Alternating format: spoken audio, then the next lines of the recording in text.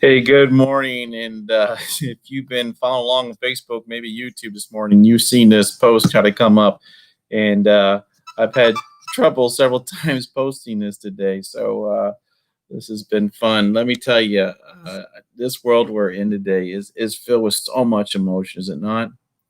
I mean, we got people all over the spectrum, uh, just from anger to frustration, to fearful, anxious, bitterness, worry, man, depression, grief, and the emotions are just running really high.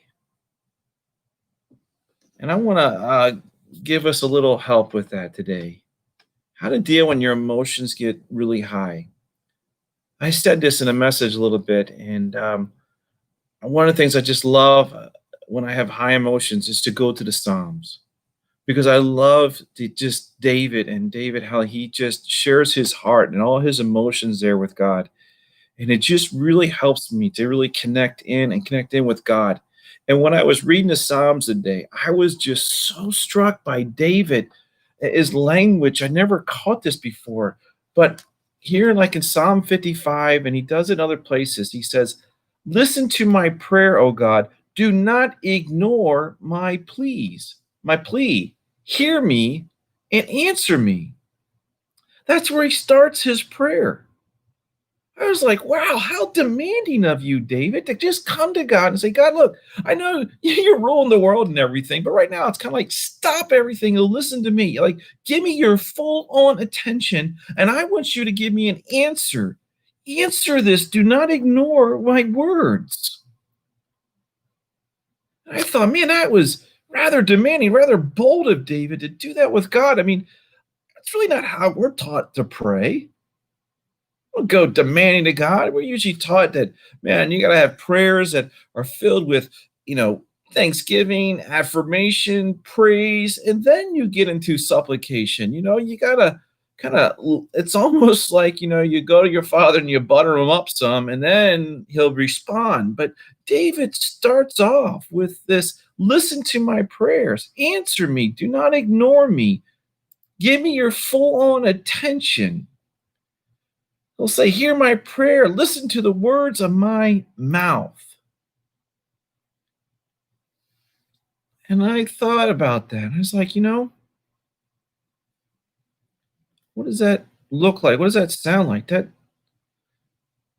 not over the top. That sounds like a child who loves and trusts and needs his daddy. I mean, think about a baby. What do when they want you? They reach out to you, they cry out to you, they pull on you when they get older. Or I mean, I've had my kids, right? They really have something that's bothering them, and they literally maybe been by me or on my lap, or we've been talking, and they'll just the kids will just grab your face, like listen to me, and pull you in and say, I want your full on attention because this is really hurting me. I need you. And what David is saying is like, I so trust you and have faith in you that you're the one who can answer my prayers. You're the one who can help me.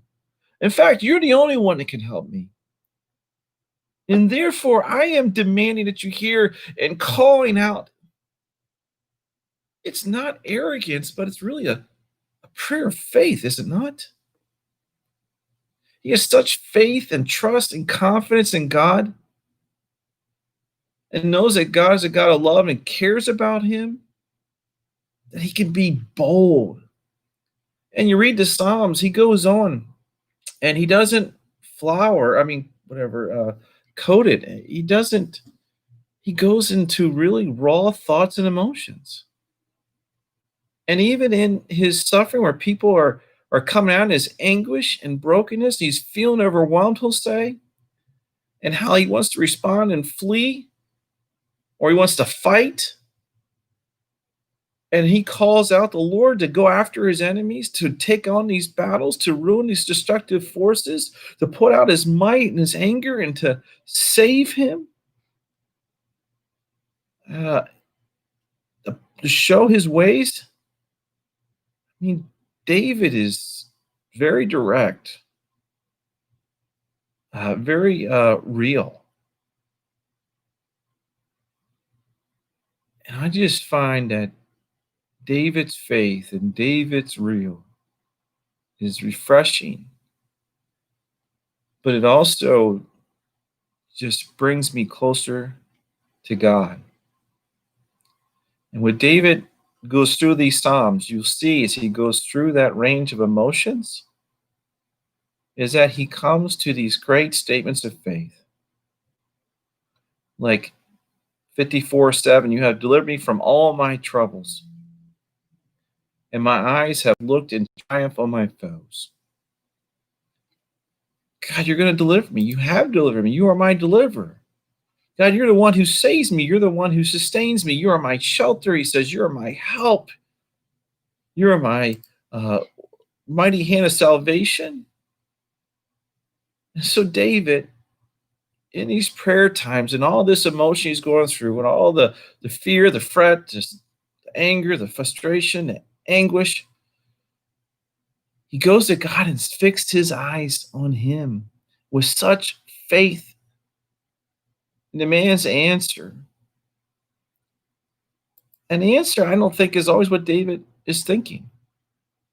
But the answer he gets is what he needs. He needs that reassurance. He needs that faith. He needs God's grace and presence.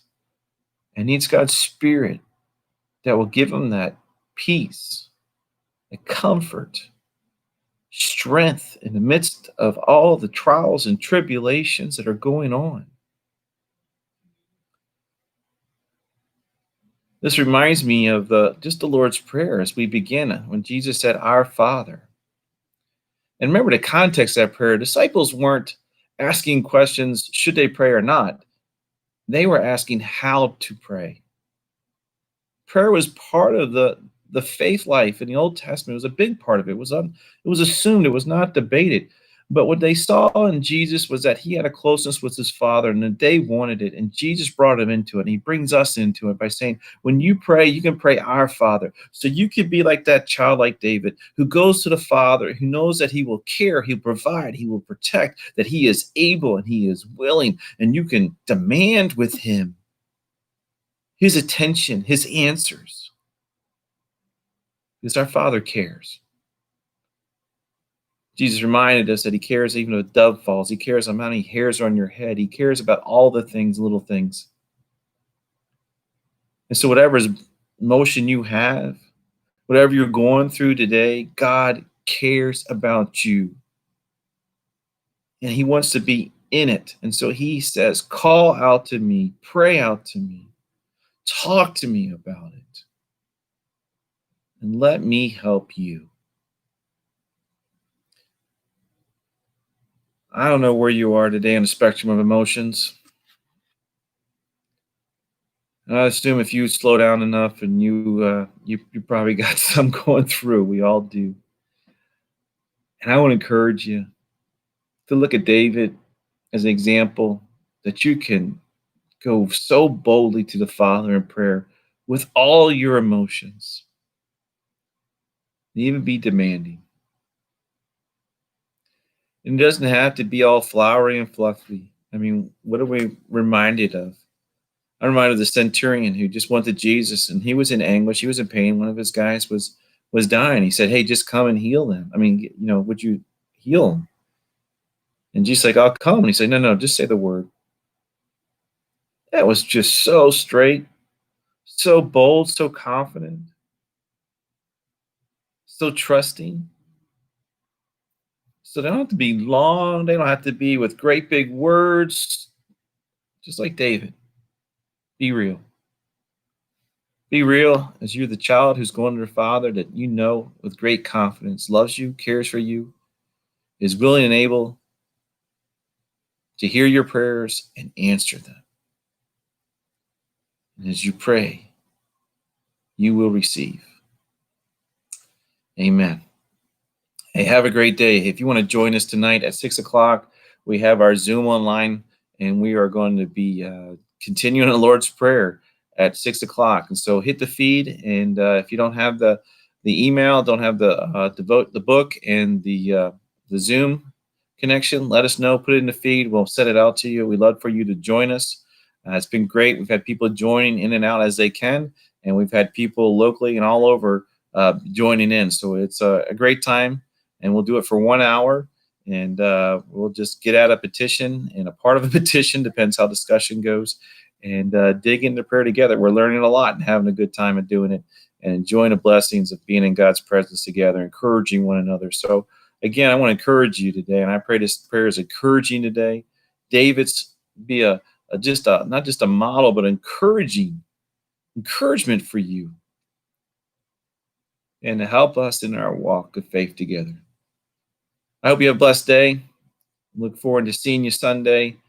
Again, worship will be at 8 o'clock, and we will be on the Shunk, not the Shunk, but the Gully Amphitheater at Golf Place. So on that green space again, we're still in the green space. And then our late service has moved to 10:30.